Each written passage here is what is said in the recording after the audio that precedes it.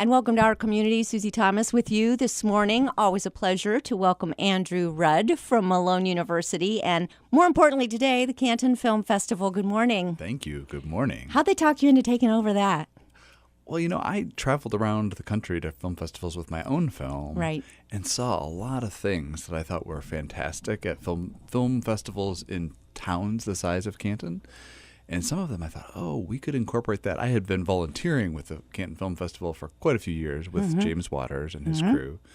And so I was like, well, James, what do you think about doing this? And he said, what do you think about taking it over for a year? And I said, for a year. So, but will they maybe grow longer? You'll be involved for longer than a year? I'm sure the festival will grow and grow and grow. And I'm sure I'll be involved in some role, but this role is a big role. It's a huge undertaking. Just for people to have an idea of what happens in overseeing an entire film festival, give us a little glimpse inside your world right now. Inside my world right now. Well, I should show you my to-do list because it's long. Right. Yeah. Well, for one thing, one of the great things I'm doing right now is I'm communicating with the filmmakers who are coming to the festival. We are screening 72 short films at this festival, which is a big record for us at the Canton Film Festival. And another big record is that 20 filmmakers are coming to the festival. I don't think that we've ever exceeded, 10 filmmakers, especially ones that are traveling from a long ways away. Right. We have a filmmaker coming from Montreal to screen her film, which is a great little stop-motion animation. And on the other hand, we have someone flying across the ocean from London for his documentary film. And people are coming from Los Angeles and Georgia and Chicago. So Canton Film Festival is like not your little town film festival anymore. It is not. My goodness. There's a lot going on. Got to know, how did these people find out about it? Thank you, interwebs, or what is that about? That is right. I did a lot of reaching out to filmmakers who either I had met or seen their work at different festivals, but also I had a lot of volunteers who were kind of searching the web looking for award-winning filmmakers. And one of the things we were really committed to was that every film we programmed would be competitively selected. So a lot of film festivals that you go to, about 50% of the films are competitively selected, but the rest of them are just invited by the festival programmers. So they don't have to kind of jump through the hoops. And as a filmmaker, I sort of especially like the idea that you're on an even footing, and the first time that film festival watches your movie is the first time that they start to make an opinion and a decision, and that's how we went about it. So I would know about some of the films, but I didn't make a comment. I just sent them over to Sharon Purvis, who was our wonderful submissions coordinator, and she would assign them to our jurists, and then they would watch them and rate them and rank them and give them words, and we developed a complicated formula. And so that's all kind of this was taking place over the course of how many months prior to now? I started in September, wow. So it's been going on for quite a while. And then this weekend, it all comes to fruition. This weekend, on Friday night, the doors open at 6:30, and you'll want to be there because on Friday night what we're doing is we're showing a sampler of the films from all the different genres that we're going to be playing throughout the rest of the festival. And what are the genres? So the genres are going to take place on Saturday, and they'll start at 9 a.m. with a family-friendly block, 2-hour block with 11 films that just range from a short documentary from around the world in Europe to a little dance film that was filmed right here in Akron by a local born and bred filmmaker who now resides in Los Angeles, to a film called Tin Can that has gone to more than 100 film festivals this year and won a ton of awards. Oh, fun. And that filmmaker is also coming. He was born in Indiana, but he said, I can't believe that I've never been to Canton, Ohio. I'm going to come to this festival. And he's one of the greatest guys. Everybody who comes to the festival is really going to like getting to meet these filmmakers because they're just great humans. So you're getting really to meet a lot of people to network with if you're interested in making films or just love to go to films. That's right. I think it's so important that a festival be about establishing, as a filmmaker, establishing a relationship with your audience, understanding what it is that connects with them. And that's why filmmakers come. And I actually think that Canton, Ohio is a uniquely perfect place for that. We've got so many different kinds of people, and we've long been talked about as being the bellwether state. Bellwether, yep. Right, or a purple state. We use whatever terminology you want to talk about some of the things that are unique about Canton, Ohio. And I told all the filmmakers, this is why you want to come. You want to meet these people because they love going to the movies. And they won't pull any punches. They'll tell you what they think, but they'll also be so gracious about it. So my favorite part of film festivals is when you get to talk to the filmmakers after you see their film. That is just such a cool opportunity, and to hear what was going through their head. Why did they decide to make this decision or this choice or whatever? And you have 20 of them coming in for that. Yeah. What's different for you? You were in that spot. You were the filmmaker of Safety Net, let's just say Tip of the Hat. That's absolutely beautiful film. Thank you.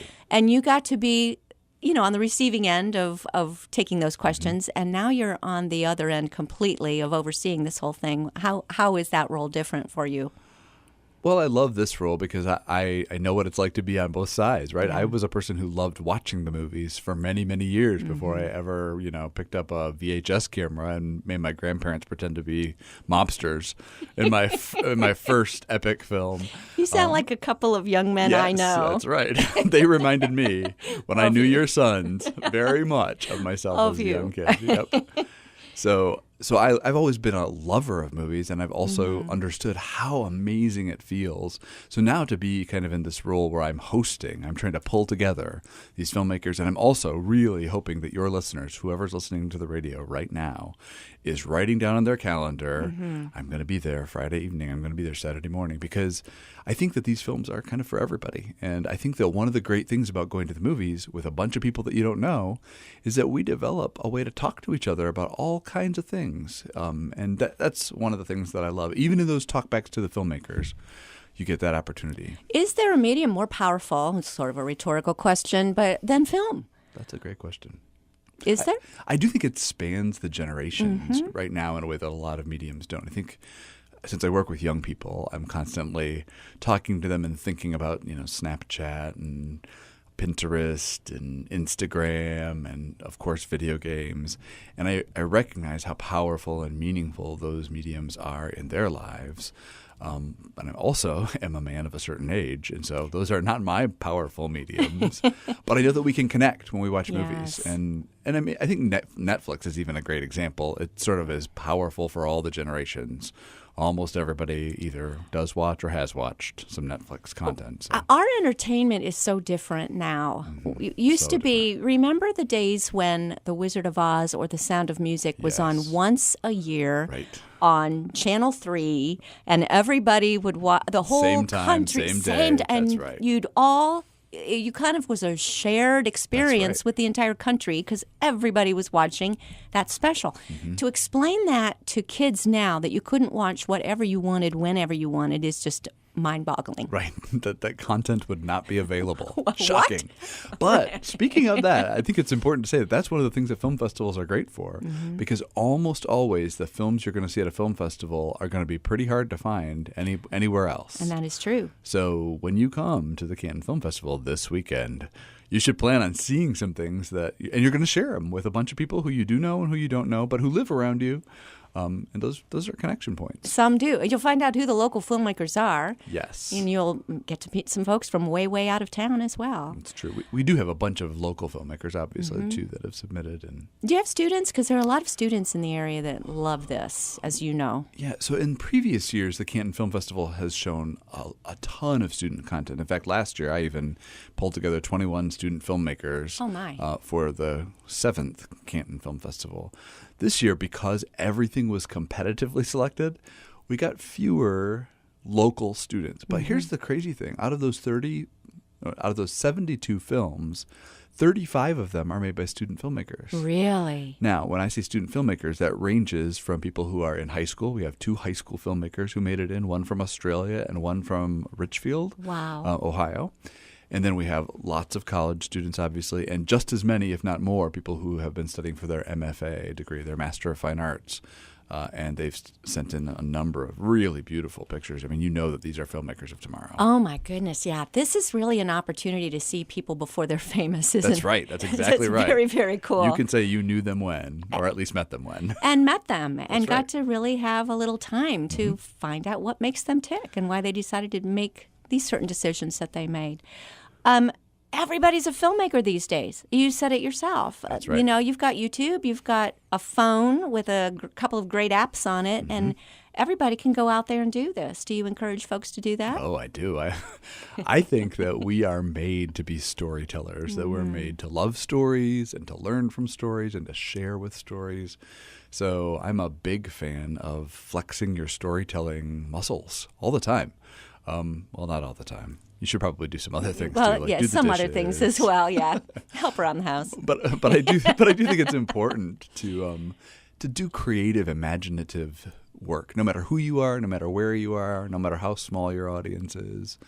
And hopefully a film festival inspires you. And that's right. Do you have anything that's coming that was shot on something unconventional, like a phone or is there anything like that? There are several films that we have that are shot partly on phones. Wow. Many of there's so many unconventional things that are happening in this film festival. There's one animation. It's called The Elephant's Song, and it's based on a true story about an elephant who was taken captive from Africa, brought back to the United States, kind of shown around on a circus, circuit around the country, and then ended up in the deep South as a farm animal. And it's a little bit of a sad story. Is this a true story? It's a true story. Oh my! But the art and craft that was used in making this, the animator uses a combination of paint and clay, so that every single frame that it takes in this 11-minute movie takes her 11 hours to create. Oh, my goodness. And so constantly the clay is kind of moving. It just looks magical and unlike most animated things that you've seen. So that's just an example of a really unconventional way of making a movie. But the truth is stop motion, that you should start making stop motion when you're about 7 years old and you first pick up your parents' iPad. That's what my kids did, for sure. That's what my kids did. That's right. So I think it's great to flex those filmmaking muscles early on. Will that particular one be showing during the family block, or when can we see The Elephant's Song? The Elephant's Song, which is a wonderful film, has won lots of awards this year on the festival circuit too. That's playing during the animation block. Oh, there is an animation block. An animation block. Oh yeah, I was going to list all of our blocks. Well, let me jump back to that question. What all blocks are there? That's right. So our first genre is family friendly at 9. Our second genre is animation, and that's at 11:30. And then, so each block is just 2 hours long. So then the next block will be documentary. That's from 2 to 4. And then we have drama from 4:30 to 6:30. Okay. And then we'll give everybody a chance to go patronize their favorite downtown restaurant, because we really want to bring people downtown. And actually all the shops on 4th Street are going to be open during that dinner break too. Awesome. So we really want people to patronize everybody downtown while they're down at the film festival. Absolutely, yes. Support downtown. That's right. And then comedy starts back up again at 8 o'clock. And then horror and sci-fi. The late at night. Nightmares. Then that will start at 10 and it'll go to midnight. Oh, what a good idea. Right. Yikes. Not. Curiously, I thought this was very surprising to me that horror and sci-fi has the biggest percentage of local filmmakers. So apparently there are a lot of Ohio filmmakers. I hear that that's the easiest genre to break into. I do think that's right. There are some really well-established techniques that you can use as a filmmaker and actually get a good reaction. One of the toughest is going to be comedy, to really actually make someone laugh. Yes. That's a tough one.